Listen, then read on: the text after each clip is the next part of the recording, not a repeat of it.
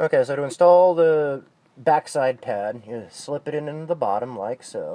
Put a little bit of downward force to actuate the spring a little bit, compress it, the clip. Slap it in there, and there should be no gap at all.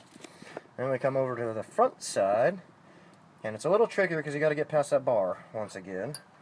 That little casting piece. It should go right in there, nice and snug like so. And then you want to come back to these right here. Now these are pretty simple. All you want to do is just kind of give them a little pull like so. And be careful when you're pulling these rubber boots off because you don't want to rip them. They're dust boots. You pull these out like so. And you want to get them nice and greasy. They have a special brake grease, but I have been told and I have used other greases before. This one is a Chevron heavy-duty grease that I got in a machine shop that I used to work for.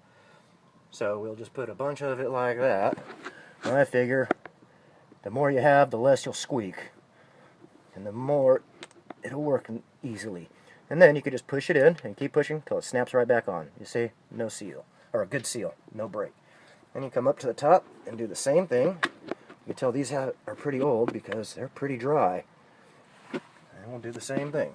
Dip it in some grease like so.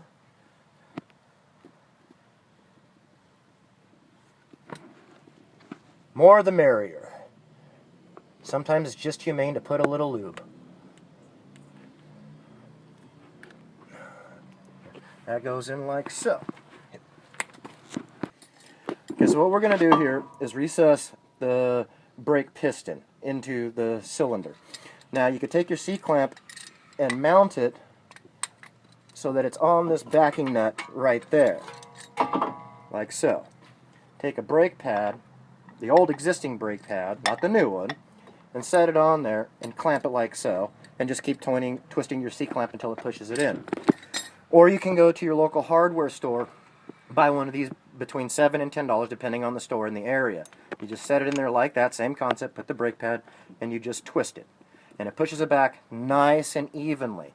Another gentleman on YouTube likes to stick a screwdriver in here and pry on it. The problem is you're only prying on one side of the piston, so I feel like that's just going to bend your piston out of shape. Whether that's true or not, I don't know. I have no idea what I'm doing, I just do the hell out of it. So you just keep twisting it and twisting it, but make sure your reservoir is open so that way all the fluid can push back in, then there's not a lot of pressure pushing the piston back out at you.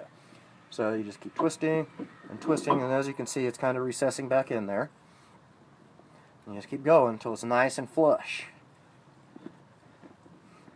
Keep going and going like the Energizer Bunny. And there it is, bottomed out, all the way flush again. So then, you just unloosen it, pull that out, set that down there, and then we go ahead and throw the caliper back on, which goes on theoretically nice and smoothly. You may have to push these in.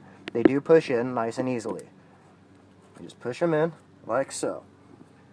Then you grab your bolts, try and line the hole up like magic, and put them all back together. And obviously the other side is going to be the same. Same concept all the way down the line. You don't have to over torque these bolts. Put a lot of torque on them. Just make sure they're not going to go anywhere. Okay, and get the wrench, tighten that up, and that is a done deal. That is your brake pad change out for a 2011 Rav4.